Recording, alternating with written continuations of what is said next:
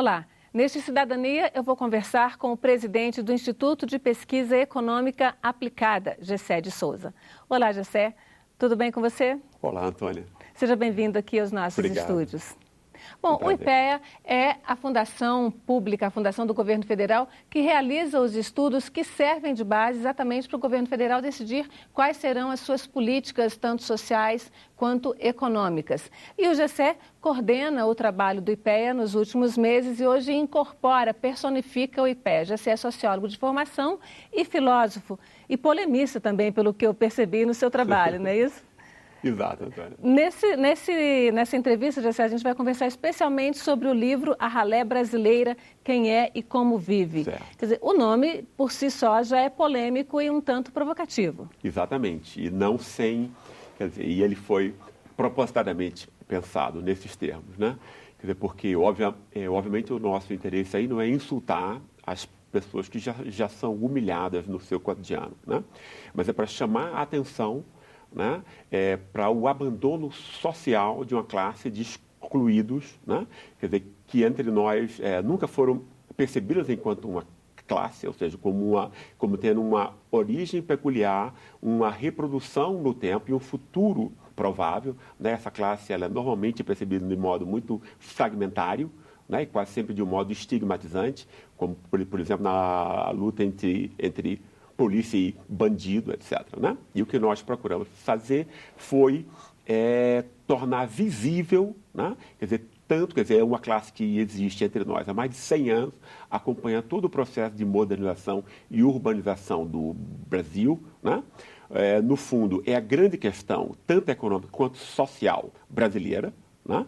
E ela é invisível, quer dizer, veja você, né?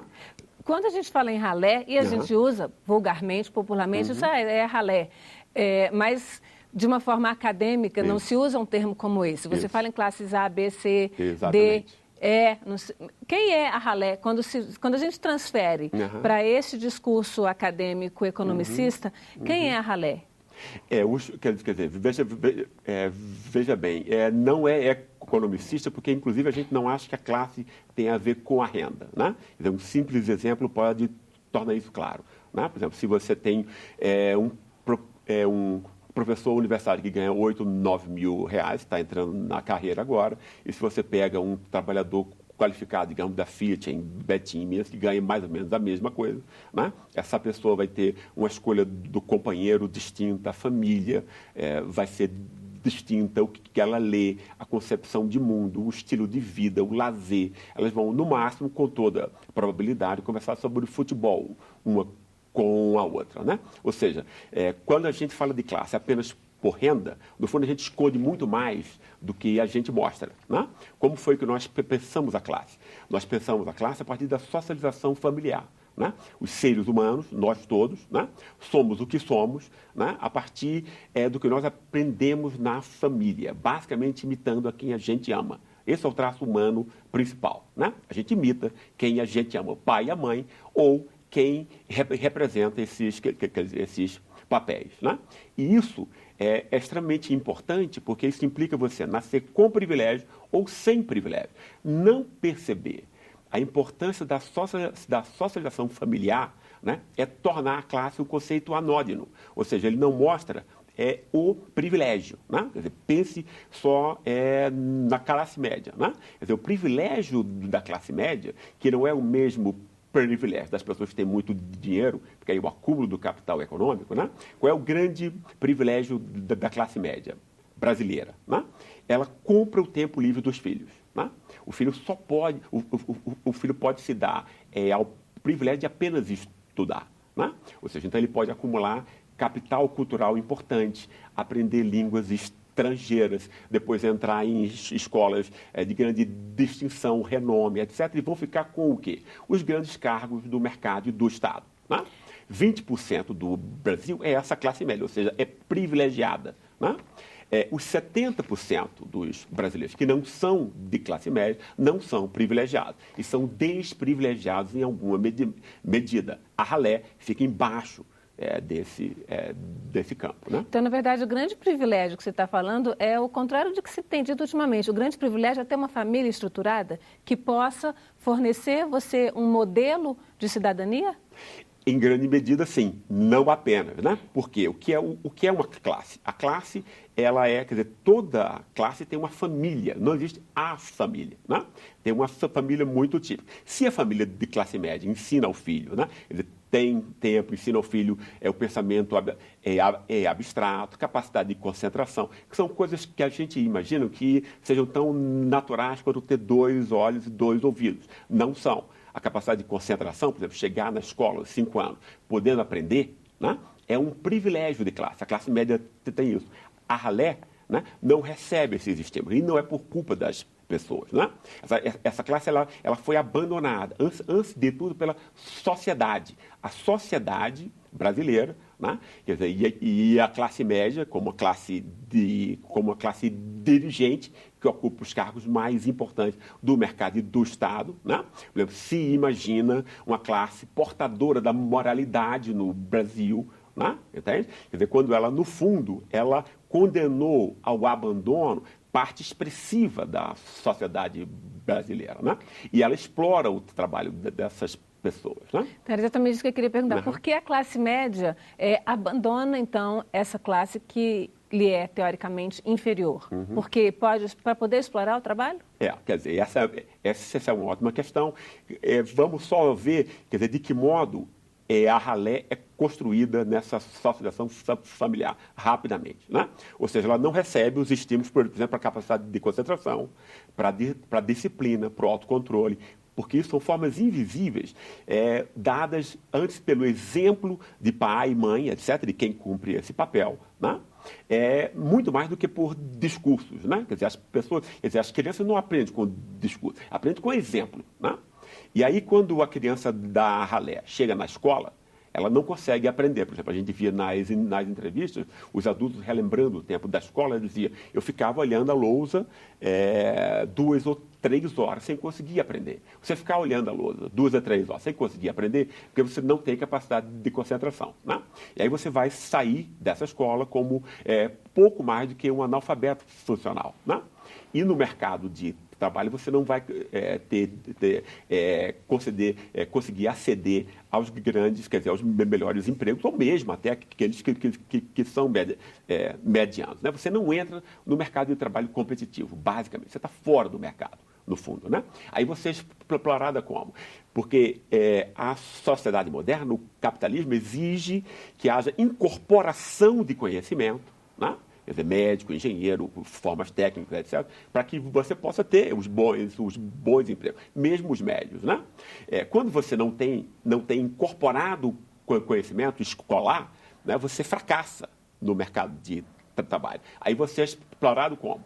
Como corpo, como energia muscular, do mesmo modo que um animal é explorado pela uma força muscular. Pense numa empregada doméstica que passa ali 6 a 7 horas recebendo calor, né? Quer dizer, de um fogão o tempo inteiro no seu corpo, etc. Né? Isso é um trabalho extremamente estafante. Isso causa doença, ficar em pé, etc. Né? Ou seja, é um mínimo de capital cultural e um máximo de exploração de trabalhos duros, sujos e perigosos. Né? Pense na faxineira, pense nos catadores de lixo, guardadores de carro e uma série de profissões que no Brasil tem a ver com esse serviço pesado, quase que corporal. Né? Na época que nós fizemos a nossa pesquisa, mais de 1/3 dos brasileiros pertenciam a essa classe. Né?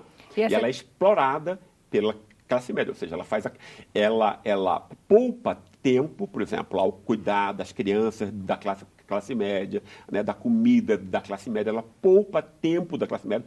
Tempo é extremamente importante, né, no mundo moderno, quase tanto quanto o dinheiro mesmo, né? Quer dizer, e a classe média pode usar esse tempo livre que ele se liberta das tarefas domésticas para estudar mais, para ter acesso a novos e melhores empregos. Né? Essa é uma luta de classes entre nós silenciosa. Luta de classes não é sangue nas ruas. Né? É o fato de você ter acesso a coisas, você monopolizar classes que monopolizam o acesso a recursos escassos, como tempo, dinheiro, etc., né? E condena outras classes inteiras, né? A reprodução da miséria. Agora, parte dessa classe média ascendeu dessa ralé. E não teria ascendido se não pudesse explorar essa mão de obra que vai cuidar das crianças, para as mulheres saírem trabalhar, para as mulheres saírem estudar. Como é que a gente faz essa equação aí para que essa classe média deixe de explorar essa ralé, né? E que essa ralé possa ascender também? Isso aí não é tão verdade, Antônio. Quer dizer, a gente tem que pensar o Brasil como uma sociedade que tem 4 grandes classes, né? Uma é dos que eu chamo dos endinheirados, pessoa que tem muito dinheiro, né? Quer dizer, mas não é uma classe alta no sentido da França, Alemanha, etc. São apenas pessoas, quer dizer, são pessoas que têm uma concepção de mundo muito semelhante à classe média, só que com muito mais dinheiro, muito mais capacidade de consumo, né? E elas concentram o capital econômico, né? Esse é o monopólio delas. E aí você tem a classe média, que concentra o capital cultural, o conhecimento, basicamente, né? Abaixo dela vem as classes populares, né? As classes que sofrem, que são exploradas, não têm privilégio, né? Aí são 2 dessas classes, né? Essa é o que nós poderíamos chamar, especialmente o que vem sendo chamado de nova classe média, não é verdade esse termo, porque ela não tem acesso a esses privilégios de nascimento que montam e constroem a classe média real, né? Quer dizer, nós fizemos uma outra pesquisa, tem um outro livro, a gente chamou de Batalhadores Brasileiros, Nova Classe Média ou Nova Classe Trabalhadora. Obviamente, né, o nosso resultado foi que ela se parece muito mais com a nova classe trabalhadora precária, né? Porque ela trabalha mais, ela trabalha de 13, 14, até 15 horas ao dia, né? Os filhos têm que conciliar estudo e trabalho desde a adolescência, ou seja, então ela não tem privilégio, então ela não pode ser chamada de nova classe, de classe média, né? Ela é uma classe trabalhadora, ascendeu a empregos formais, o que é extremamente importante, foi um avanço significativo, né? O Brasil é a primeira grande ascensão de classe em 50 anos, né? Quer dizer, o Brasil que foi construído na Revolução de 74 foi um Brasil para 20%, para essa classe média apenas, né? Deixou-se na miséria o resto, né? E nos últimos 10 a 15 anos houve uma inversão importante desse processo, né? Onde setores puderam ascender, especialmente da ralé, ou seja, quem está embaixo dessa classe trabalhadora, né? A grande diferença aí, o que é? Né? Quer dizer, a classe trabalhadora ela tem mais conhecimento acumulado, ainda que seja pouco, né? Mas ela pode exercer funções técnicas, etc., o que a ralé não consegue, né? Mas parte da ralé é dada condições econômicas e políticas favoráveis, porque não basta só a condição econômica, o Brasil já teve ótimas condições econômicas de desenvolvimento, sem ter diminuído a sua desigualdade, houve vontade política, né? De ascensão, isso que foi decisivo, né? E esse pessoal pôde, ou seja, nenhuma classe é condenada para todos sempre, né? Então, tendo vontade política, né, que é o mais importante, atentando-se aos problemas dessas pessoas, né, houve uma parte significativa dessa ralé que se transformou em classe trabalhadora precária, que ainda não média. Ainda não média, né? Mas que é um avanço importante, porque você tem um avanço no consumo, e o avanço no consumo é extremamente importante no mundo,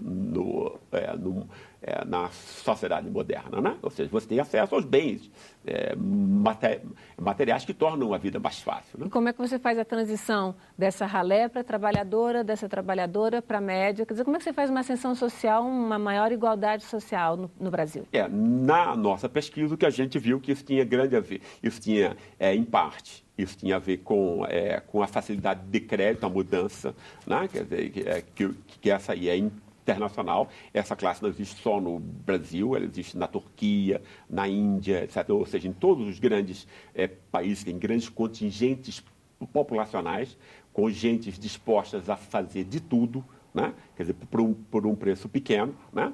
Mas houve o que eu acho que foi decisivo nesse processo, foi a vontade política, especialmente do aumento real do salário mínimo, que foi extremamente expressivo, para essas classes. As políticas sociais do governo foram decisivas, né? Quer dizer, porque elas deram, digamos assim, um patamar, né? Quer dizer, de reprodução dessas pessoas num nível maior. Um outro aspecto que é extremamente importante, que não é só material, é o fato da religiosidade pentecostal e neopentecostal, né? O que essas religiões dão, e isso a classe média não consegue perceber, né? Digamos assim, dá autoconfiança a essas pessoas, né? Quer dizer, as pessoas que estão abaixo na sociedade, né? Elas não apenas recebem menos e salários menores, elas são humilhadas cotidianamente, 24 horas ao dia, né? Ou seja, as pessoas olham para elas de cima para baixo, etc. E isso é uma ferida existencial, né? Quer dizer, que põe a pessoa para baixo, né? E aí, quando uma forma de religiosidade diz: você vale, você é filho de Jesus, ou seja, você vale, você não é um lixo, né? Você é um ser humano inteiro, etc. Que essa é a mensagem, né? Isso ajuda. Isso ajuda e ajudou enormemente também nesse processo, além do lado econômico e do lado político, né? Se a gente falar em que foi decisivo. Se a gente falar em termos de um Estado laico, ou que deveria ser laico, como é que o Estado brasileiro, que o governo brasileiro, numa sequência longa aí de tempo, pode, de fato, atuar para essa transferência? A educação é um fator? Sem dúvida que mas não apenas isso. Eu diria a esfera pública também, né? Quer dizer, a sociedade brasileira, quer dizer, como eu disse a você, por exemplo, especialmente as classes altas, porque são as classes que são responsáveis, sabe? Quer dizer, a classe média decide as coisas nos tribunais, ensina nas universidades, publica o que sai nos jornais, ou seja, faz a cabeça da sociedade, né? E a classe média e grande parte da sociedade brasileira percebe erroneamente o tema da corrupção como grande tema nacional, né? Quer dizer, como se fosse uma singularidade brasileira. Isso não é verdade, né? A corrupção é endêmica no capitalismo, isso acontece em todos isso acontece nos Estados Unidos, na França, Alemanha, etc., né? E a corrupção não está só no Estado, que é a peculiaridade brasileira. Quando se fala em corrupção no Brasil, né, pensa assim em quê?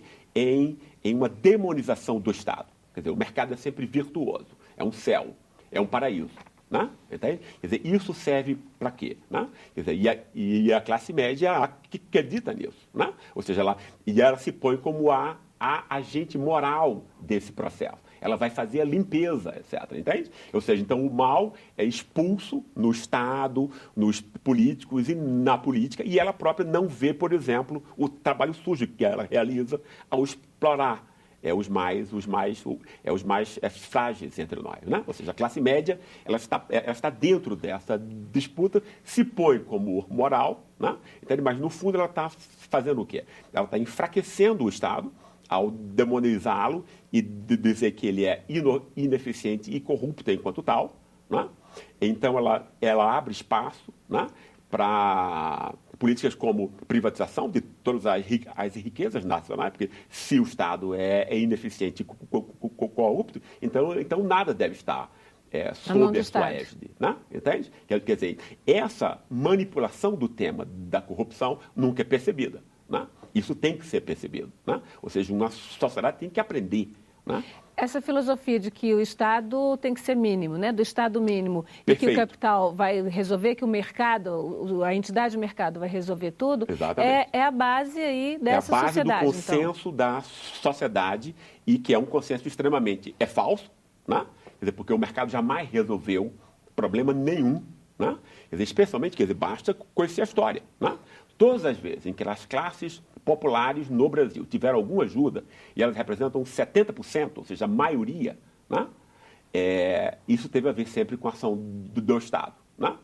Getúlio Vargas, né? Juscelino, e agora, Lula, PT, etc., né? Ou seja, toda vez que mais frágeis foram ajudados, foi pelo Estado. Quando você quer diminuir o Estado, você está o quê? Você está enfraquecendo a única instituição que pode se contrapor, né, ao mercado como produtor de desigualdade, que é isso que o mercado é, apesar de ser extremamente eficiente. Ninguém está dizendo que se deve acabar com o mercado, né? Quer dizer, mas o mercado tem que ser regulado, né? Quer dizer, nas suas consequências deletérias. Né?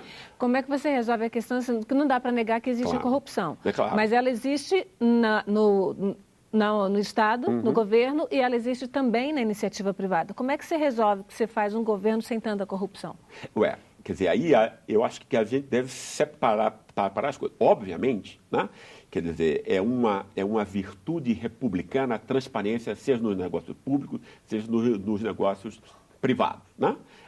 E a gente deve separar isso do uso manipulatório do tema da corrupção. Né? Quer dizer, quando você diz que é só o Estado, etc., né? Você está usando politicamente, né?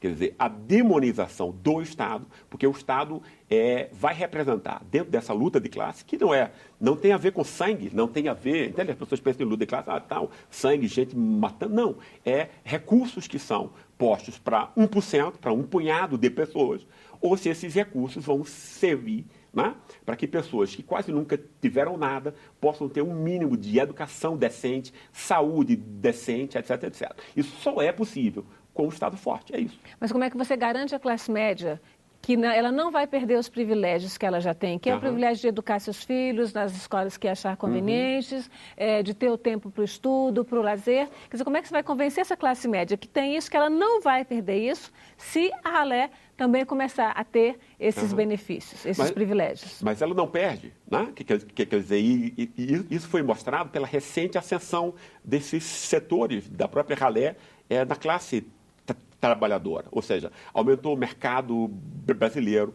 nunca se consumiu tanto. O Brasil teve um mercado interno extremamente pujante, né?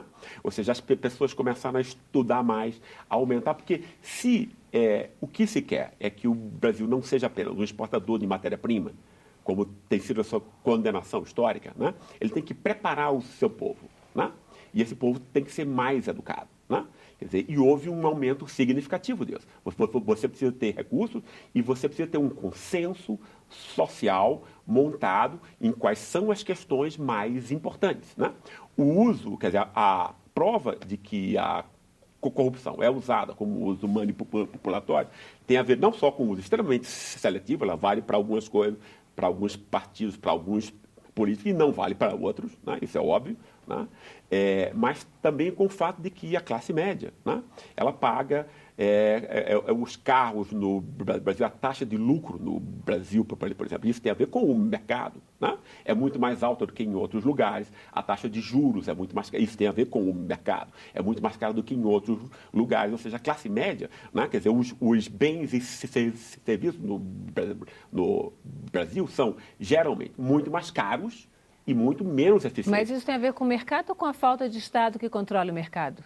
Mas isso aí é outra coisa. Se você enfraquece o Estado, você enfraquece também a possibilidade de que o Estado possa controlar o mercado. Não existe Estado reformador no meio de uma sociedade conservadora, né? Por exemplo, eu estava lembrando aqui do celular, eu morei em Berlim há pouco tempo atrás, né? E eu pagava 1/3 do que eu pago no meu celular aqui, com a diferença de que o celular funcionava e eu podia ligar para o mundo todo, né? Aqui ele não funciona, eu preciso ligar 2 ou 3 vezes em cada ligação. Ou seja, você tem maus produtos feitos pelo mercado a um preço exorbitante, né?